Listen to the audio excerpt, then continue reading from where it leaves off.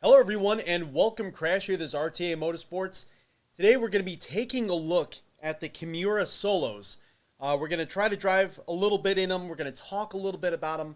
This is the Kimura Solos and they were supplied to me by Antlion for review and to take a look at. Of course, it's not going to affect my opinions at all, but I greatly appreciate when companies go out of their way to send me a product for review because it enables me to get more products to review and let you all know kind of what I think. But again, they were very adamant in, and also I am always adamant in. My opinion is of my own. If I don't like something, frankly, I'm just going to say it, and I'll even send it back.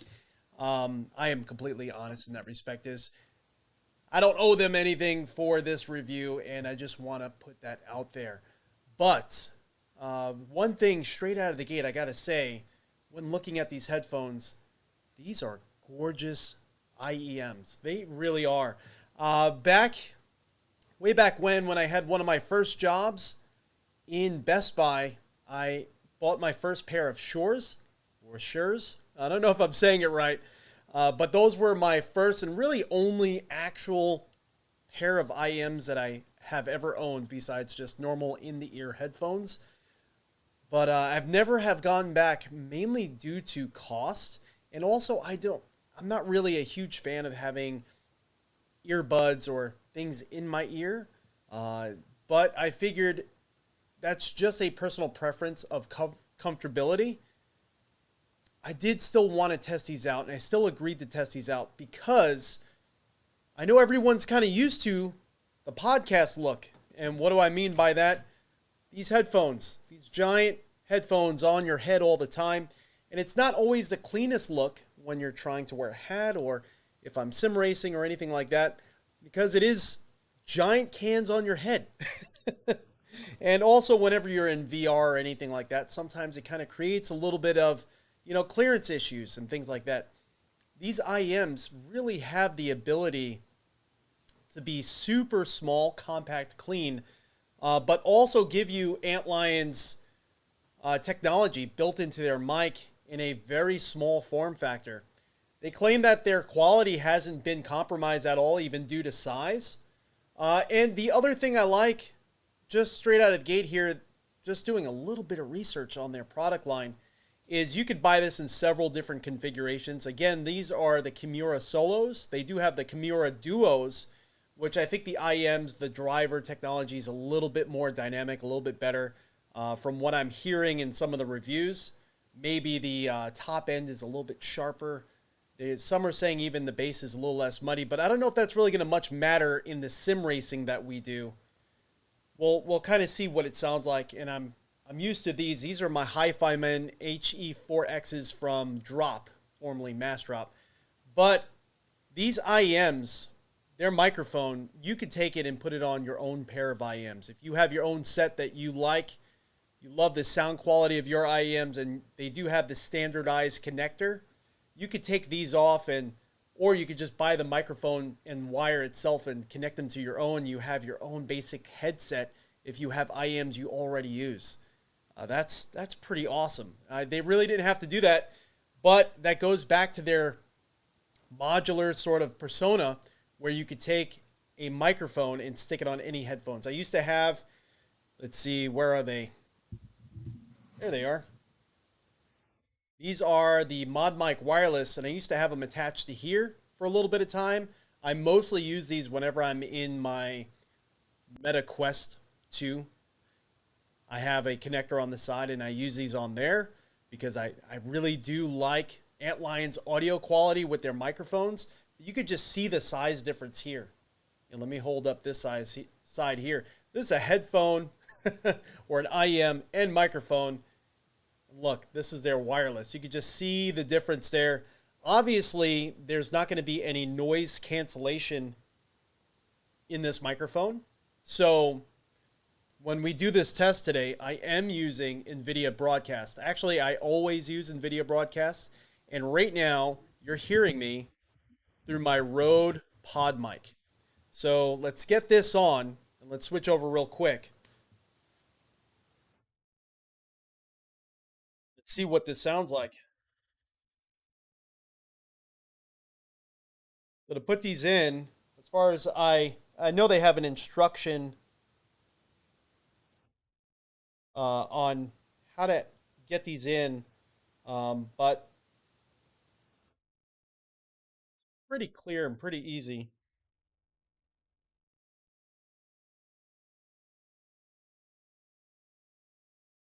Pretty much just push them in, then feed the cable up and over. Now, it did take a few. This one not fitting in. Oh, there we go. There we go. We got it in. We got it in. It did take a few times of taking it off and putting it back on to really get the wire cinched down behind my ear. So I find myself like pinching the wire a little bit because it does form to your ear a little bit. The proper way is to put it on, take it off, and then form that cable so that way it would be tight behind your ear. So that way this microphone stays off the side of your face but is still in a decent proximity to your mouth. Okay, so let's switch over and let's see how it sounds compared to my Rode pod mic. And we are going through my Rode Procaster? My Rodecaster Pro. I'm making product lines and product names that don't exist. My Rodecaster Pro. We are connected through the 8mm. It's technically the phone adapter. It's the only 8mm mic input that's on the Rode Procaster. Rodecaster Pro. So that is the input that we're utilizing here. Okay. So now we are listening to me via the Antlion audio Kimura Solo. This is the microphone on here. To me, I actually like how it sounds. Let's go back real quick. Check 1, 2. So this has more of that sort of nasally radio announcer voice. You know, if I was going on and actually watching a race going on in real time, this is probably the setup I would use because you really get that sort of radio presence sort of sound. But this doesn't sound bad at all. I'm kind of digging it. The only thing that I did run into an issue with my Rodecaster Pro was, let's see, where is it? We actually had an issue where connecting it right to the Rodecaster Pro via 8mm wouldn't work. So I'm actually using my DJI microphone, and I'm using it almost like as a lavalier mic, essentially. So I have it connected, let's see, to the microphone input, and the transmitter is going to there. So it's not really the best setup, but it's the only way. And I think it's because I think the amount of power coming out wasn't being picked up by the Rodecaster Pro. So I think actually connecting it through the DJI transmitter is kind of boosting the level a little bit. I did boost the level in the Rodecaster Pro on that input, and it wasn't working at all. It wasn't like I needed a different connector or anything like that. That wasn't the case at all. And so hello, everyone. And again, welcome if you're just joining in. We're going to just jump in the car in just a moment. So far, I could hear myself via monitoring, and it sounds pretty good. I don't know how it's sounding to you all, if it sounds like echoey or anything like that. To me, it's sounding pretty good. There is a little bit of processing that's going on in my Rodecaster Pro as well. So I'm leaving it on for both microphones. I have a condenser microphone on my rig that we're also going to compare it to in just a second. So let's go back and forth again. Check 1, 2. So again, this is my Rode pod mic. It does have a built-in preset on my Rodecaster Pro specifically for this microphone. So kind of cheating a little bit. They have actually tuned the Rodecaster Pro for the Rode pod mic, but it will work for any microphone you have. So the nice thing about this, again, if you're doing a presentation or anything like that, you see I'm stepping back here. We're not locked to the table. So again, you know, I'm kind of wondering if it's sounding, because I'm kind of hearing a little bit of a echo. Let me know if it sounds good to you guys or if you're hearing an echo at all. But that's just the monitoring that kind of comes back, so that way I don't feel like that way I can hear myself. Makes it a little bit easier to kind of speak. But yeah, I'm kind of hearing a little bit of an echo. I'm not really sure. I think that just might be the Rodecaster Pro and its monitoring channel kind of coming through. Anyway, let's get inside the rig and let's get that going. I'm going to switch everything over here.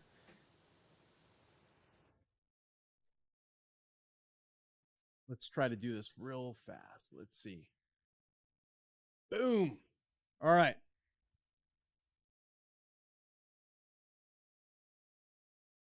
Wire's a little bit, just a tad bit on the short side. Actually, I have to change my monitor input here.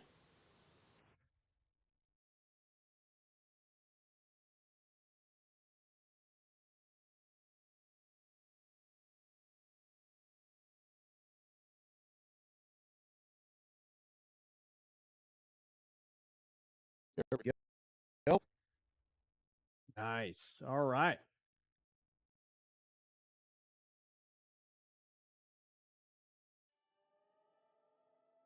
Okay, so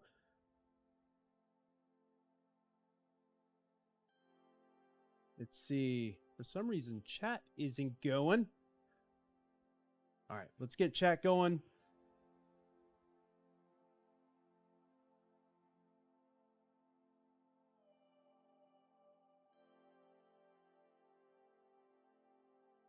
And again, let me know if this sounds...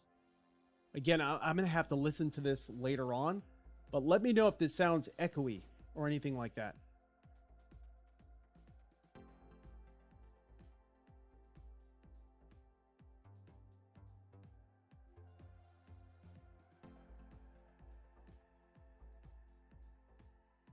There we go. All right, we got chat going. That was easy enough. And let's load up a car and a track.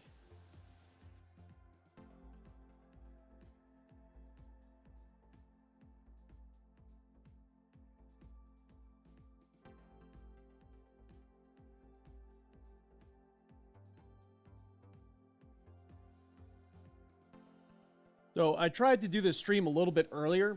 For whatever reason, NVIDIA broadcast and OBS were causing a lot of like instability issues in my rig. It was the weirdest thing.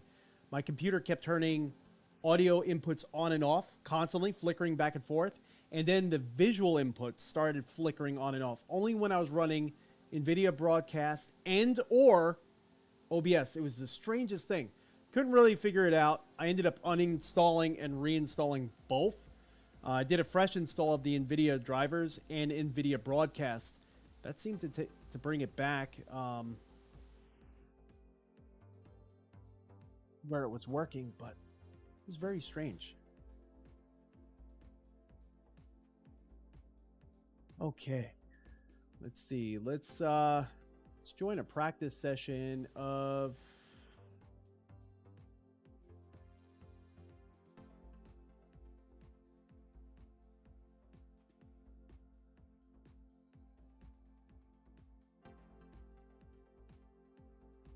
the iRacing GR Cup. So I just posted a YouTube short of a race I did last night. It was absolutely insane. The GR series is amazing, but not good for your safety rating. Keep that in mind. It is an amazing series, but not the best for your safety rating. Definitely taking a whack. I did 2 races with Jesse last night, and the second race really kind of smacked... Let's turn this a little bit. Kind of smacked my safety rating quite a bit. Not so good of a way. So it's nice to kind of have, like... I don't feel anything on my head. It feels, you know, especially being that I wear a camera, I wear hats, I'm moving hats back and forth. Everything feels light and airy. I only have, like, the earbuds in my ears, and you know what? I don't like wearing earbuds at all. Like for instance, I use the Samsung Galaxy Buds, the Buds Live, I should say, and they're not the best sounding. They're not the best with audio quality. They're not the best with noise rejection or noise suppression. They are active noise canceling headphones, but they're not the best because they just go in your ear only on the outside. They don't actually have a cup that goes in your ear canal. And I still use them, and they're still my favorite for that reason, because there's nothing that goes in your ear canal. But honestly, these are not bad. These are actually comfortable. I know they have resin, or I should say the main part of it is like a resin sort of material, and it's really smooth. It doesn't feel like cold metal or anything like that. There's a lot of ear cups to include, and I was telling Jesse last night when I was testing them out, kind of felt a little like my ear canals were like burning a little bit after having my ears for a little bit. I ended up going a size down, and I feel like they're so much more comfortable. So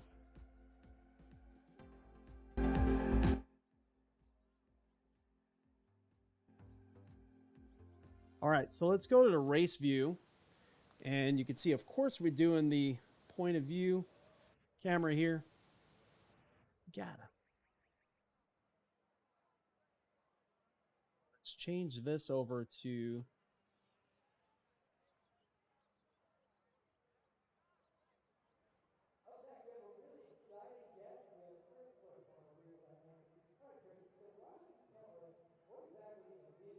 oh, I don't have the motion rig on. So let's get that motion rig on. Let's get Sim Commander turned on.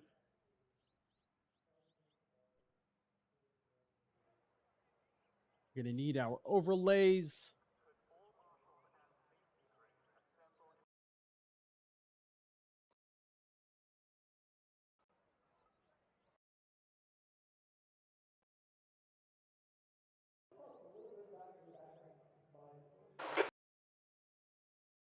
Radio check. Radio check, I got you.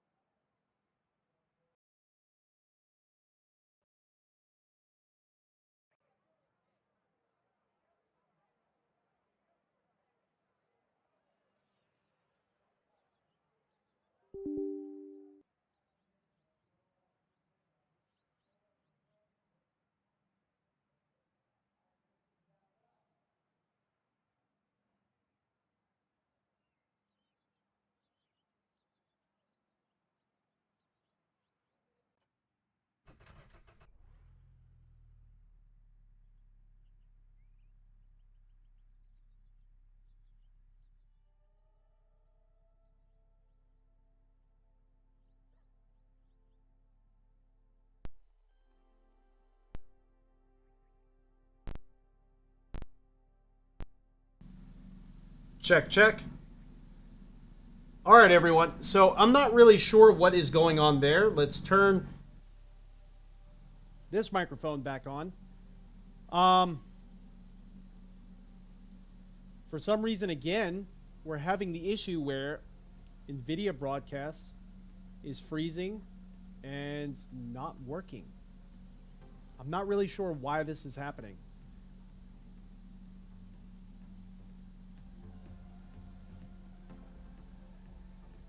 Very strange.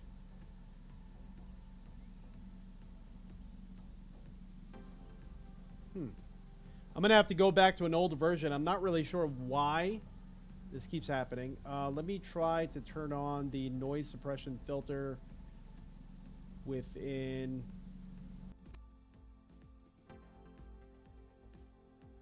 This is within OBS itself.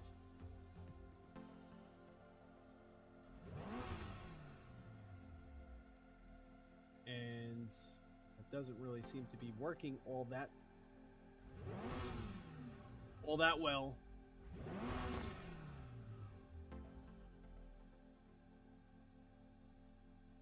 Huh. It's better than nothing.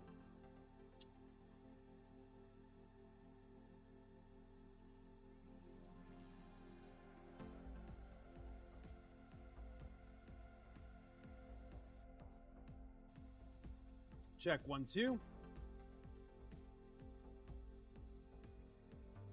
All right, so I'll take it.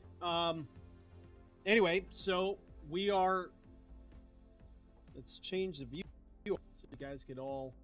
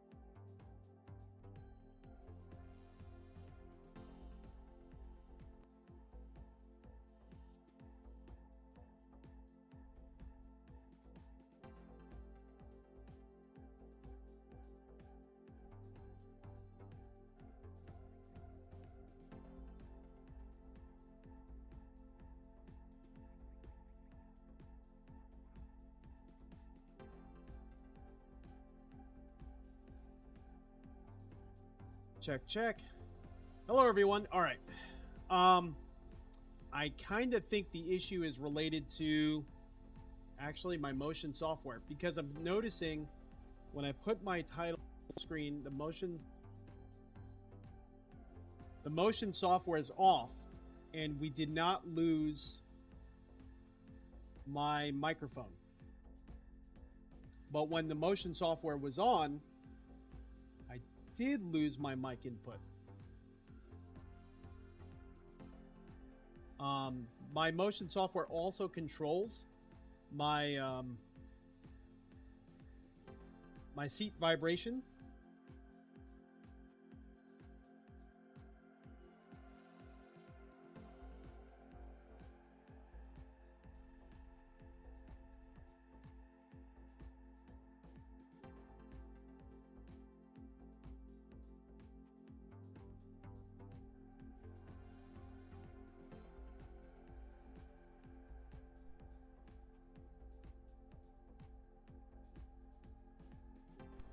Check 1, 2. Okay.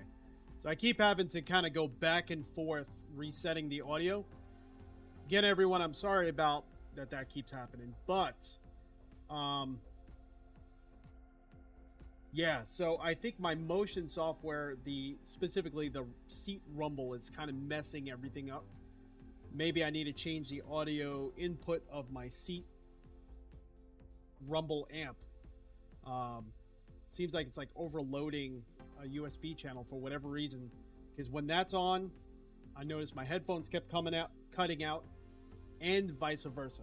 But One thing I want to test is we're inside the rig right now. I do have my microphone up here. This is an AKG P420. Let's switch off. Now I'm speaking through the... Let's actually lower that input a little bit. So now I'm speaking through the AKG P420, and we do have NVIDIA's noise suppression through OBS enabled. It doesn't seem to be removing all the audio, which is kind of strange.